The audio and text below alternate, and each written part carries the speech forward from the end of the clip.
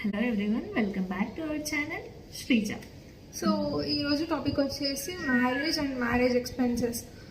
మనం యూజువల్లీ చూసినట్టయితే మొన్నటి వరకు జరిగిన పెళ్ళిళ్ళలో చాలా ఎక్స్పెన్సెస్, ఒక్కరోజు పెళ్ళికి లక్షల్లో చాలా ఎక్స్పెన్సెస్ పెట్టి చేసేవాళ్ళు. ఈవెన్ మేము అలానే పెళ్లి చేసుకొని వచ్చాము. ఒక్కరోజు చాలా గ్రాండ్గా చేసామనిపిస్తుంది, కానీ తర్వాత నెక్స్ట్ డే నుంచి అదంతా బర్డెన్ ఎంత ఉంటుందో మేము చూసాము. రీసెంట్ గా ఇన్స్టాగ్రామ్ లో చూసినట్టు అయితే కొన్ని కపుల్స్ ఇన్స్పైరింగ్ గా వాళ్ళు పెళ్లిని గ్రాండ్ గా చేసుకోకుండా అదే పెళ్లికి అయ్యే ఖర్చుతో ఒక హోమ్ తీసుకుంటున్నారు. అదే హోమ్ లో సింపుల్ గా రిలేటివ్స్ తో పెళ్లి చేసుకుంటున్నారు. అది చూసాక మాకు అనిపించింది, అరే ఇదేదో బాగుంది కదా కదా వద్దా, దీనిపై మీరేమంటారు? అసలు వాళ్ళ థాట్ఫుల్ ప్రాసెస్ కి we need to appreciate them. It's very good idea actually. Instead of ఎవరినో సాటిస్ఫై చేద్దాము, రిలేటివ్స్, ఫ్రెండ్స్ ఆర్ మన ఊరు వాళ్ళను సాటిస్ఫై చేద్దామని మనం అంత లావిష్ గా పెళ్లి చేసుకుంటాము. But end of the day వాళ్ళు వచ్చి ఒక ఫోటో తీసుకొని ఏదో ఒకటి ఫుడ్ బాగాలేదో ఇంకేదో అని కామెంట్ చేసి వెళ్తారు. డెఫినెట్లీ ఇంత గ్రాండ్ గా చేశాక ఆ వన్ వర్డ్ డెఫినెట్లీ హర్ట్, మనని ఎంత హర్ట్ చేస్తుందో తెలిసిందే. కాకపోతే ఇదే వాళ్ళు చేసిన ఒక మంచి పని ఏంటంటే ఇల్లు తీసుకోవడం. That's the better financial planning actually.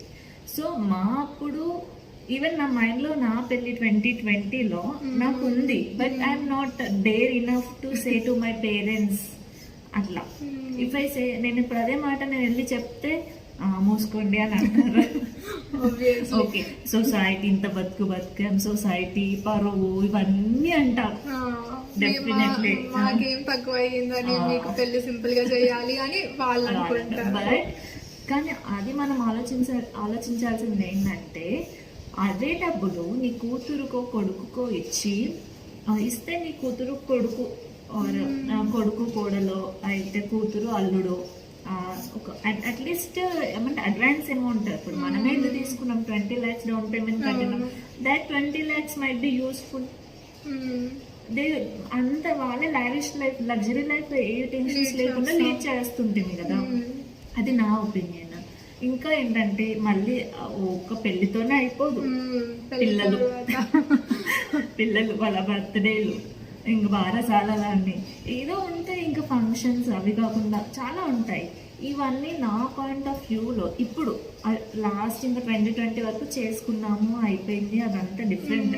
ఇప్పుడు మన ప్రజెంట్ జనరేషన్ మనం ఆలోచించాల్సింది ఏంటంటే, definitely we should not do anything grand గా అంటిల్ అన్లెస్ నువ్వు కోట్లల్లో సంపాదిస్తున్నావు. Like that doesn't affect your financial freedom. మీరు ఖర్చు చేసినా కూడా మీకు ఏం ఫరక్ పడట్లేదంటే you can go with the grand celebrations, because ఎవరికైనా ఉంటుంది గ్రాండ్ గా చేసుకోవాలనేసి.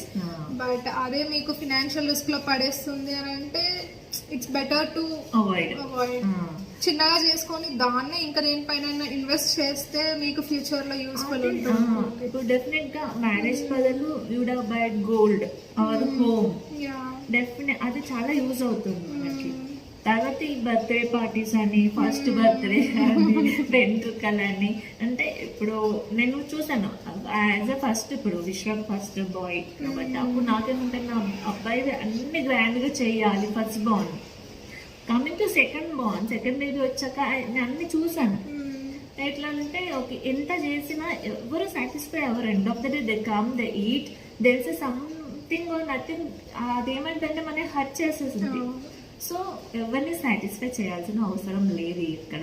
సో సెకండ్ బార్న్కి వచ్చేసరికి ద మేజర్ రియలైజేషన్ ఏంటంటే, బెటర్ అంత ఖర్చు పెట్టే బదులు మనము మన ఇంట్లో లగ్జరీ లైఫ్, కొంచెం స్ట్రెస్ఫుల్ లైఫ్ లేకుండా లీడ్ చేయడము, కంఫర్ట్ జోన్ లో ఉండడము బెటర్.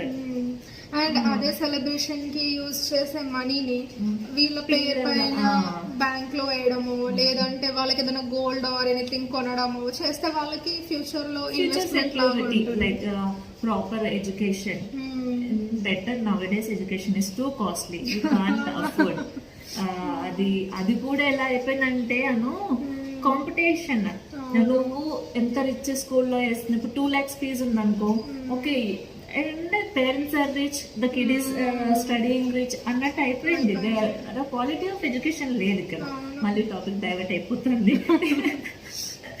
సో ఈ మ్యారేజ్ అనే కాన్సెప్ట్ని మళ్ళీ కరోనా వచ్చింది. మా పెళ్ళైనాక 2 months గా కరోనా వచ్చింది.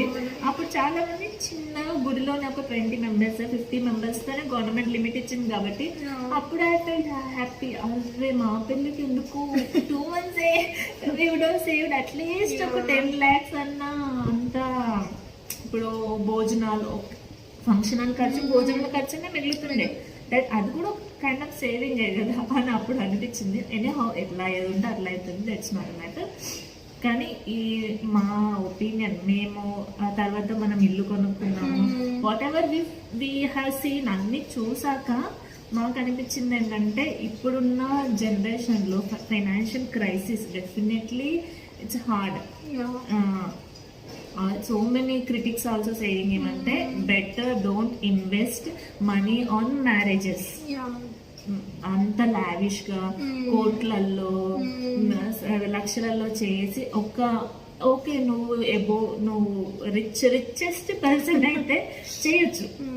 As of love hours parents middle class person అయితే వాళ్ళ హార్డ్ అండ్ మనీ అంతా మా కూతురు పెళ్ళిళ్ళు, కొడుకు పెళ్ళిళ్ళు చేయాలని వాళ్ళు సంపాదిస్తారు. ఆఫ్ కోర్స్ మాకు ప్రాపర్ ఎడ్యుకేషన్ ఇచ్చారు, దట్స్ వీఆర్ గ్రేట్ఫుల్ యాక్చువల్లీ. అలాంటి మధ్యతరగతి వాళ్ళు మన స్తోమతకి మించి మనం ఏది పెట్టుకోకూడదు. మనకి ఎంత అవ్వాలో, మనం ఎంత అంటే మన పిల్లలు హ్యాపీగా ఉన్నారా లేదా అది చూసుకోవాలా, అంతే. అది మా opinion. Just sharing our opinion.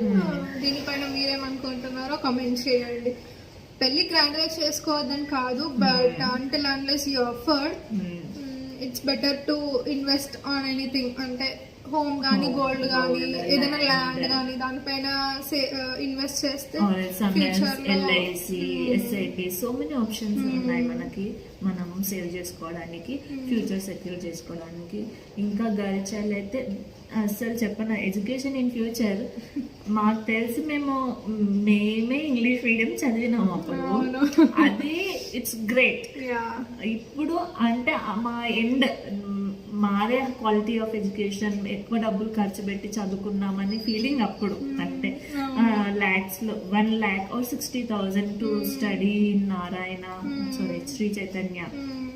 ఇప్పుడు అది ఇంటర్ అయిపోయి తర్వాత ఇంకా తక్కువ హాస్టల్ ఫీజు అవి తక్కువనే కంపారిటివ్. ఇప్పుడున్న పిల్లలకి ఏంటంటే ఇప్పుడు నేనే చూస్తున్నా విశ్వకి first grade it's 1.5 lakh including transport, books అన్నీ కలిపి 1.5 lakh దాకా అయినాయి ఇప్పుడు. మళ్ళీ ఇది ఒక బిగ్, ఈ టాపిక్ మాట్లాడితే సముద్రం అసలు కంటిన్యూ అవుతూనే ఉంటుంది.